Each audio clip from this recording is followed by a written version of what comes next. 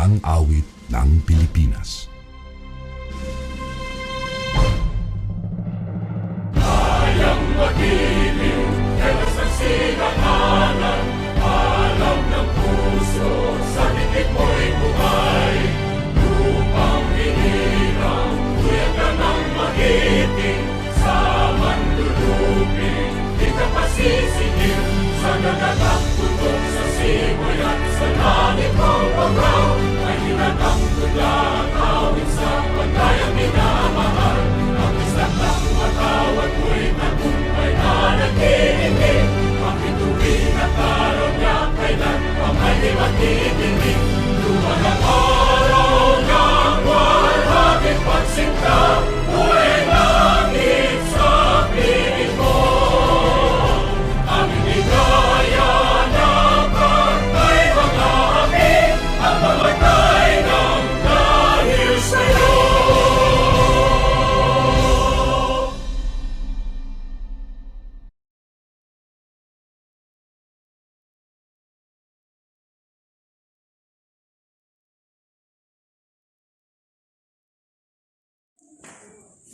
أعوذ بالله من الشيطان الرجيم بسم الله الرحمن الرحيم الحمد لله رب العالمين الرحمن الرحيم مالك يوم الدين إياك نعبد وإياك نستعين اهدنا الصراط المستقيم صراط الذين أنعمت عليهم غير المغضوب عليهم ولا الضالين آمين يا رب العالمين اللهم اغفر لنا ذنوبنا ولوالدينا وارحمهما كما ربياني صغيرا يا رب العالمين.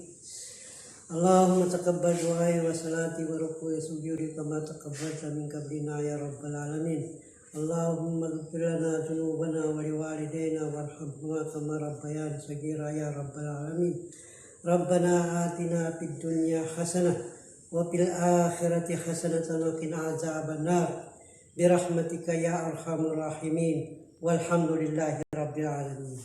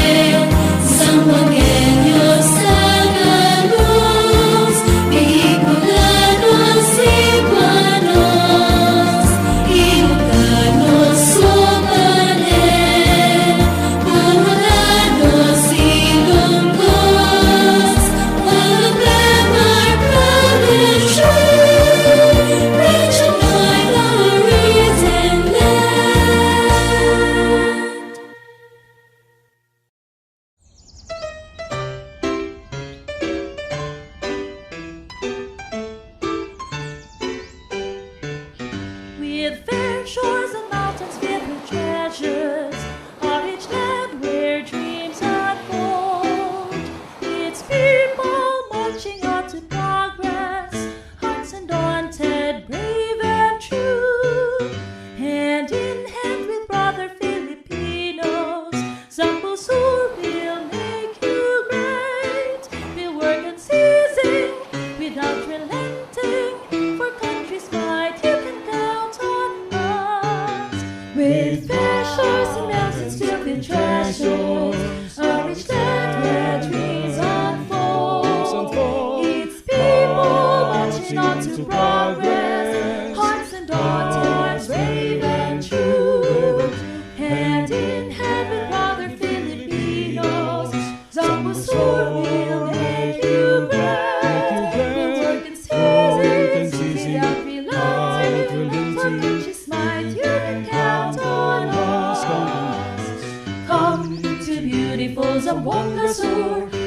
Come to God's great gift given to man. Share our joys and sorrows, join in the making of a wondrous land. Some will guide us through the bountiful, beloved by all hearts great and small.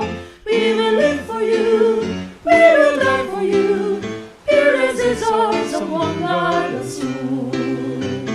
Come to beautiful some wondrous soul. Welcome to God's great gift given to man. God's great gift given to Share share our joys and Come, let sorrows, us join join in in the the making of a wondrous wondrous land, the wondrous Some sun. will guide us through the bountiful, beloved Beloved by by all all hearts hearts great great and and small. small. We will We live live for you, we we will die for you. fearless as ours Awesome among God God and and soul. soul.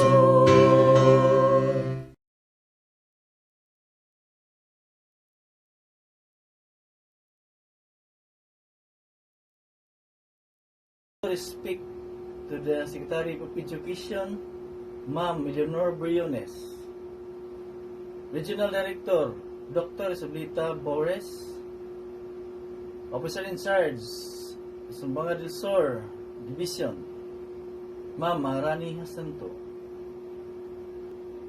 To our motherly, strong, dynamic San Pablo 1 District Supervisor, Ma'am Alma Dimpas Bilarmino. Barangay officials, headed by Honorable Yasser Samal. PTA officials, headed by Honorable Perdita Pakil. Parents, friends, virtual audiences, very supportive teachers of Ticala Elementary School, completers, graduates of school year 2020-2021. Good morning and welcome to our virtual commencement exercises. You have worked so hard and it all paid off at last. You have made us all so proud. Congratulations to you and dear graduate. May this be the beginning of your success and glory. Everyone can see the success, but not everyone can see the passion and hard work it took to achieve it. Take my heartily congratulations on your graduation. I wish you a successful career ahead and peaceful life in the coming years.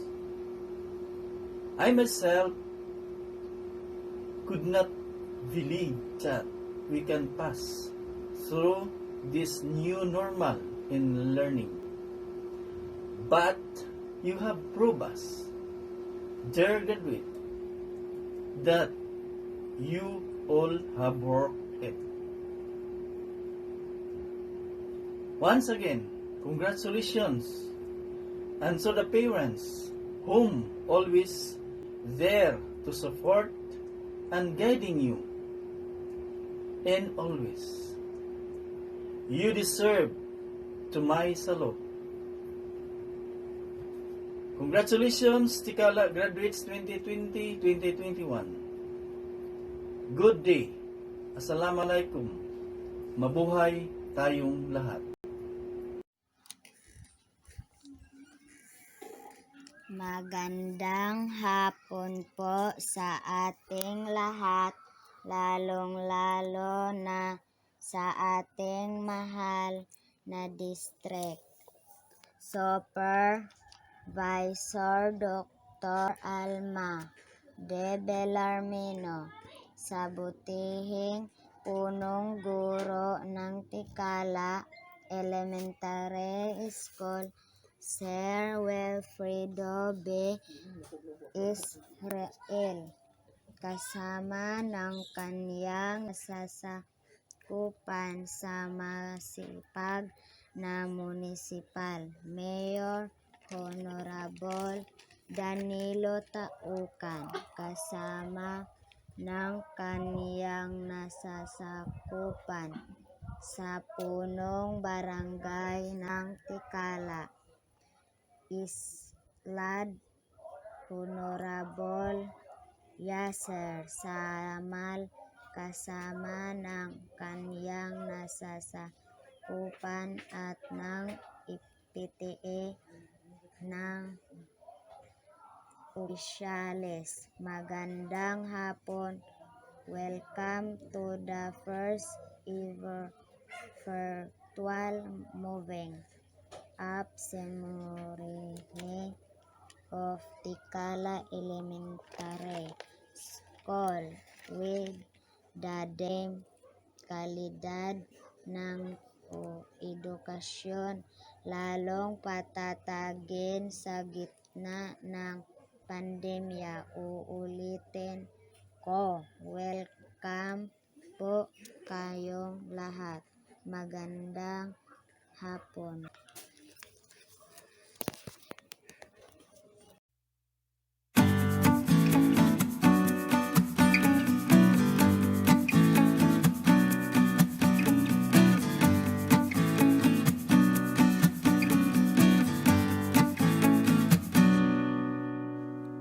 Good day to each and everyone who is attending virtually present at this time of our graduation ceremonies for our beloved and very precious graduates for the school year which ends at this time. First of all, I'd like to greet the parents and family members without whose sacrifices, whose reminders, and whose participation in the learning process for our graduates have resulted in this culmination program.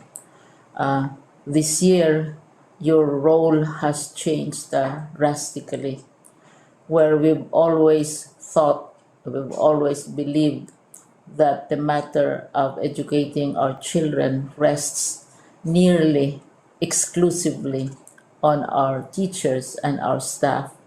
This time, you parents, you family members, you who are in the households of our learners have expanded your role and contributed to this wonderful day wherein finally, our learners are graduating in this culmination exercise. So congratulations, because this year has not been very easy, has not been a picnic for our teachers, for our family members, as well, especially the parents, mothers, fathers, sisters, brothers, and all who have contributed to the achievement of our learners at this time. So, maraming salamat at congratulations, parents and family members. Mas malaki ang role ninyo at this time compared to earlier graduation exercises. Secondly, I would also like to greet our teachers, without whose very careful review and careful supervision of the work of our pupils and our learners, this event would not be taking place at all. And so thank you, teachers. Your role has also expanded, in addition to seeing to it that the modules are faithfully followed, the assignments are correctly implemented, and the learners are truly learning. And you have had to deal with new ways of assessing the performance also of the learners. So congratulations, teachers, for enduring, for your patience, for your love for our learners, and your willingness to engage in a way and methods of teaching which are different from those which are used to. Assessment must have been especially difficult for you, especially since you were not able to see most of the time our students in face to face meetings, and most of the meetings, of course, were virtual. We'd also like to thank the local government units for their interest, for their cooperation, and for their continuing contributions to the needs of education, even as our children do not go to school. Your donations of material as well as financial resources at this time are most welcome, and your advice has been taken seriously not only by our teachers, by our school officials, but also by our officials in the Department of Education.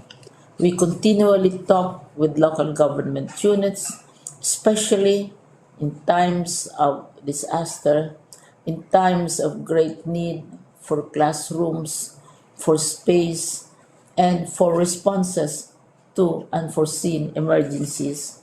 Thank you, local government units.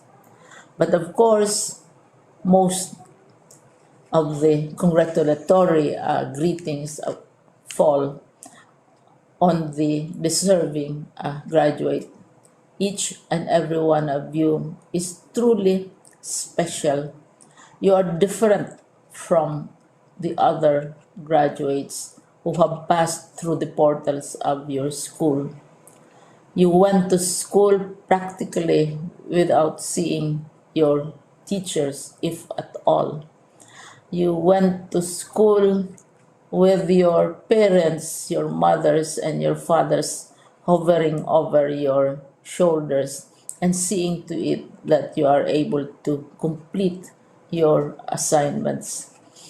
You are completing your studies at a time when examinations and assessments are different. You are culminating these long months of hard work at this time, even as you have to do family chores, even as you are distracted, and even as your world has turned upside down, and it seems and it appears as if we don't know what the future holds and what will happen next. But you have persevered, and now you are ready to graduate. And therefore, you deserve each and every bit of congratulations from us in the Department of Education, from your parents and family members, your teachers, from the officials in local government, as well as in the parent teachers associations. You deserve each and every single congratulatory pat on your back, each hug virtually, of course, and each greeting, which I am sure you are also receiving virtually. I don't know if you will remember this event many, many years from now. I have tried to recall myself who our graduation speaker was when I finished high school and when I finished my college studies. All I remember is that the graduation speaker was someone important, someone who was invited because that someone is supposed to give a message. What was more important to us graduates at that time was the excitement of the celebrations, the happiness and the joy of our parents, the sadness of parting from our classmates and from our teachers, and the enjoyment of all the graduation events that usually take place come commencement day. When I was a college student, we had a series of events which were designed to embed in our minds, which were designed to help us remember and not forget our days in college. We would spend one whole day going around the campus, visiting the classrooms, saying goodbye to our teachers, and sharing memories. We would have bonfires to say goodbye to each other. We had baccalaureate services where we committed ourselves to God and we prayed for guidance when we go out into the world. So many celebrations, and the speaker, of course, is the least important and easily forgotten component of the graduation exercise. Nonetheless, I will exert all efforts to share with you what I see are things or issues which a graduate should remember and recall. I have said that you are very special. You are very different. You are pioneering. There has been no other class like your class. There has been no other graduate like you as a graduating student because you are the very first graduate of the blended learning response to education in the Philippines. And so you ask yourself, what awaits you in the world outside? You can either work because the kind of curriculum you survived and underwent as a student will enable you to go to work if you wish to go to work.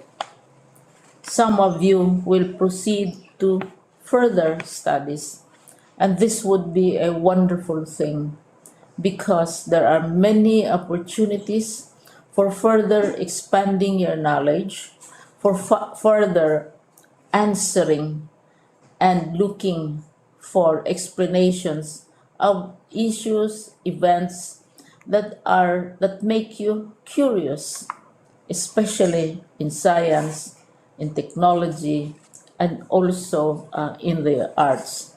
So you can work, you can go to further studies, and perhaps some of you will settle down, hopefully not too soon, so you can pursue what you really want to do. So today, this is why we call this exercise a commencement exercise. It's not the end of our studies. It's not the end of all our efforts with blended learning, with modules, with floods, with earthquakes, and of course with COVID. It's a commencement of doors opening to you. More doors will be opened because you are a graduate.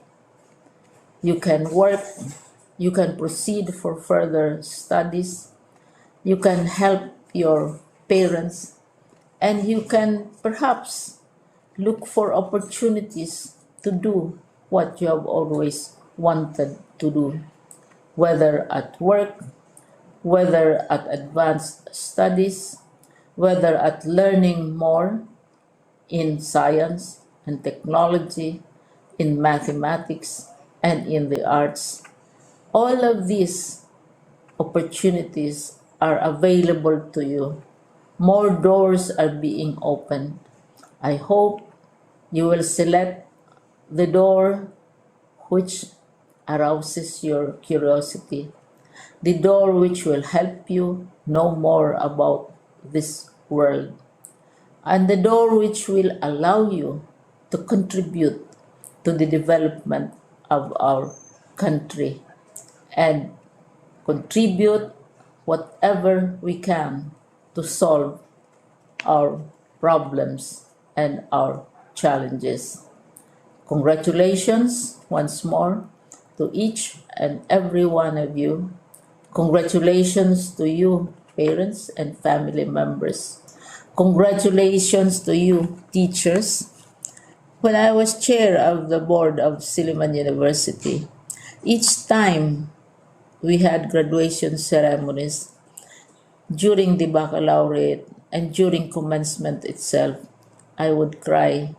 I would cry because you are sending out into the world a new batch of graduates, and we want to be sure that what is awaiting them is appropriate. We want to be sure that they are ready for what awaits them when they select which door to open. And so we tell you, go out to the world, do whatever you want to do.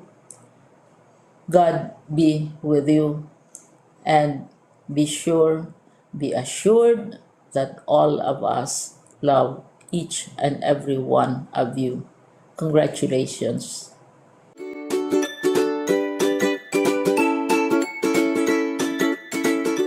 Virtue and power vested in me as school head of Ticala Elementary School, may I have the honor to present 2 male, 9 female, a total of 11 completers after having successfully completed the requirements of kindergarten set by the Department of Education to our dynamic district supervisor, Ma'am Alma Bilarmino, Doctor of Education. By the power vested in me by the Department of Education as the Public Schools District Supervisor of DepEd San Pablo District 1 Division of Zamboanga del Sur, I have the honor to recommend the candidates for moving up after having been presented by the head teacher to have complied satisfactorily the requirements of the K-12 Basic Education Curriculum for Kindergarten as prescribed by the Department of Education for school year 2020-2021 to the Schools Division Superintendent Dr. Maharani A. Macento, CESO 6, for her acceptance and confirmation.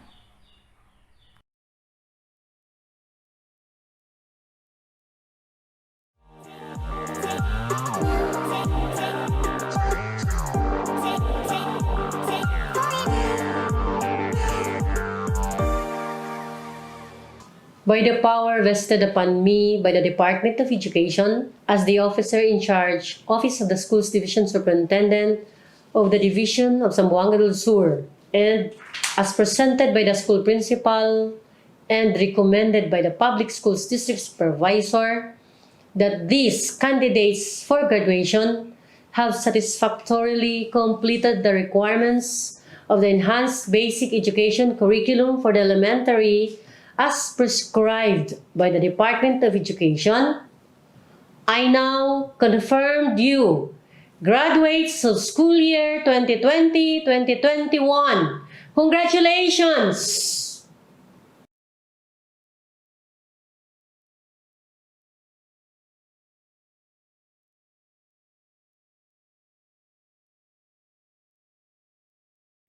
Buenos dias a todos. Good morning, everyone. From the bottom of my heart and on behalf of the regional office, let me greet each and every one of you with this felicitation. Happy graduation. There are 3 persons whom we dedicate this event. First and foremost, your parents.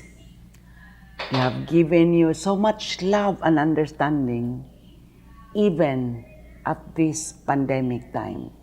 if there is that group of persons who are very happy for this accomplishment that you have in this COVID pandemic time, it's your parents.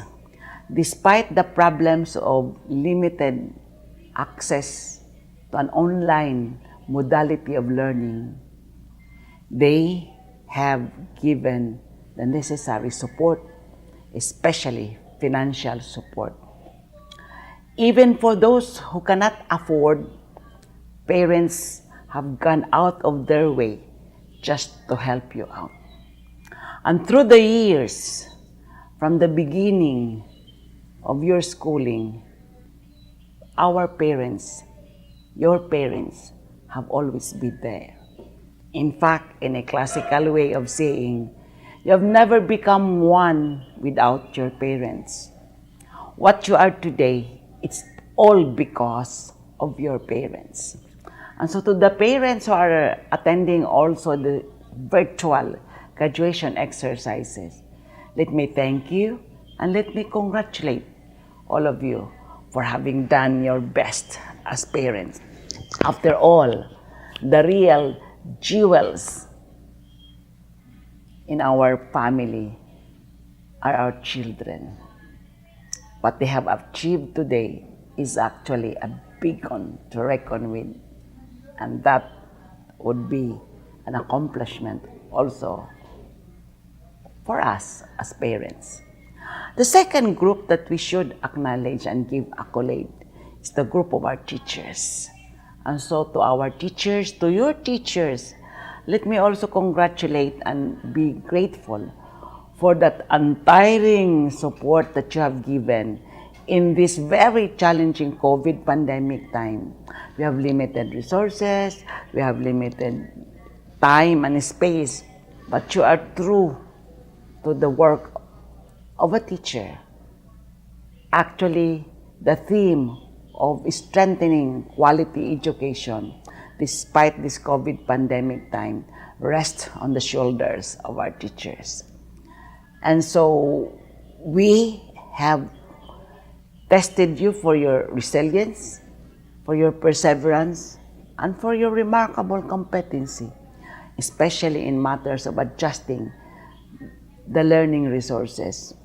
And so to our teachers, again, DepEd Region 9 is very grateful for all the sacrifices that you have extended. In the parlance of the theme of our 123rd Philippine Independence Day, you have become our heroes because despite the time and the space, you continuously pursue the delivery of the self-learning modules or the so-called blended learning modality. And the last group, of course, is your very own selves, coupled with the support of our local government units, especially also the school administrators. Let me congratulate and thank all of you, especially the principals, who have done a lot of things just to install and implement the basic learning continuity plan that we have installed for all our schools, even the private schools. And so today is a day of what we call a day of happiness, whether we like it or not.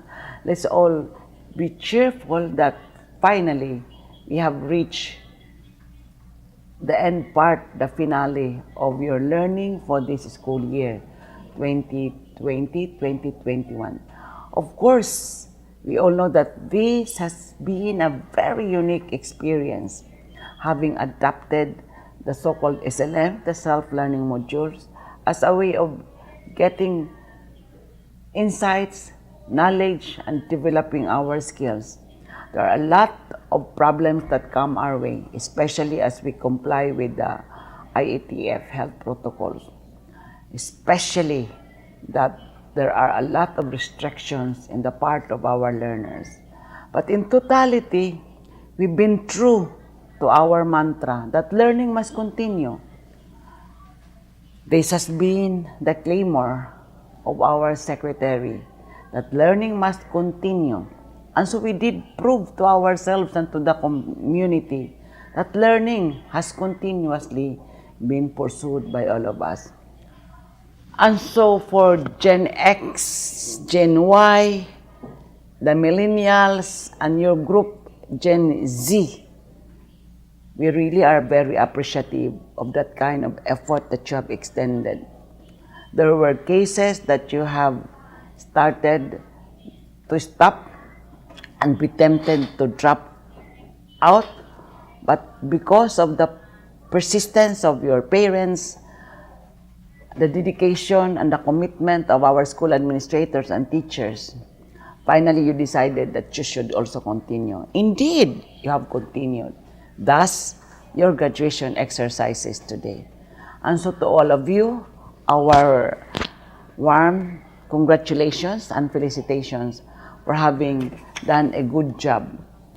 And so to class 2021, a unique class of COVID era, may you have a positive outlook after these graduation exercises as we welcome the next school year and as you welcome also the next set of challenges for your next ladder, next journey, as you want to put yourselves in that challenging part of educating yourselves and feeling accomplished, eventually being part of nation building. So to all of you, congratulations. To all of you who have proven that you are still very strong in mind and in spirit with a strong commitment to pursue quality education. Again, congratulations. Muchísimas gracias. Hasta la vista.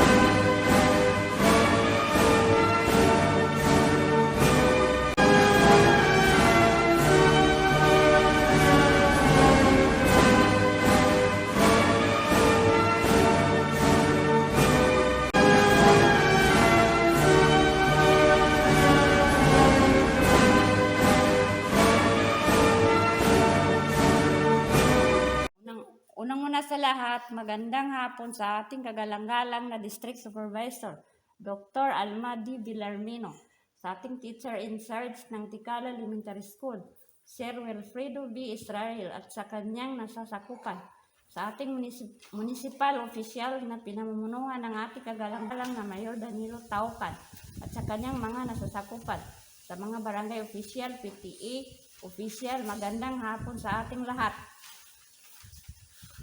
Aniya kita karon sa pagsahol sa virtual learning, moving up sa ceremony sa kindergarten nga bisan sa kalisod o kahadlok sa panahon tungod sa nasinati natong pandemya apan mahatagan lang gihapon o kahigayunan ang atong mga kabataan na makapadayon sa ilang pagtungha pinaagi sa bag-ong sistema nga modular distance learning nga diin kining tanan dili malampuson kung wala ang pagningkamot sa mga magtutudlo labi na sa gayud sa mga ginikanan ang mao gayoy naghago sa pagkuha sa module o nagiya sa pag-answer sa ilang mga kabataan. O kining tanan atong maisip nga usa ka kalampusan. Daghan salamat sa makausap pa. Maayong hapon kanatong tanan. Assalamualaikum warahmatullahi ta'ala wabarakatuh. Mapia mapita sa kitanulahan siya sa barangay Ticala Island. Yaku talo-talo ba niya sa guna napasal sa kapag sukur-sukur nami mga lukas siya sa barangay Ticala sa masukwana sa mga wata nami na makapasa ng mag-eskwela at yan ini kalagalaganin. Ako kapag hadat siya sa barangay captain nami amana si Yasir Samal do sa mga taga-padako barangay official. Sa akin ba niya ba si Perlita Pakil ay sa barangay kagawad siya sa Ingedani barangay Ticala ando sa akin napapantagan PTA President. Mas lagi ikapagsukur ko sa mga maestra nami siya sa barangay nami anya iapiangin ikapasangin na makasyabog sila kanakatunay nilang bunso mga kahanda nila kapag sigkilakan ng mga module para po pagkatao sa mga wata namin siya. Madakil din yung mga kapyanan na makaingay nila siya sa kami labi-labi din so head teacher nila amana si Sir Wilfredo Israel. Si Ma'am Risa, si Ma'am Jane, o si Ma'am Mira, mas lagi di kapag sukur-sukur nami. Yan nami kapangani-ngani, asa niya ba sumunod alagon, nasinan mo, pamando siya, kanang eskwela nami siya sa barangay Ticala. Napaganadan din ng mga wata nami, nalayaman din ng mga umanisa. Ako panganinginin sa kadana, na maawa din inyaba, pandinik anya, anakatingguma sa dunya, inshallah, na makaindudan, makapis-to-pis din yung mga wata niya pa mag-eskwela. Inggan sila sa mga mapya at ang gulawas, ang mapya kapag serbisyo nila siya sa mga wata niya siya sa eskwela. Di ko na bagid pakando, di katalo ko. Wassalamualaikum warahmatullahi wabarakatuh.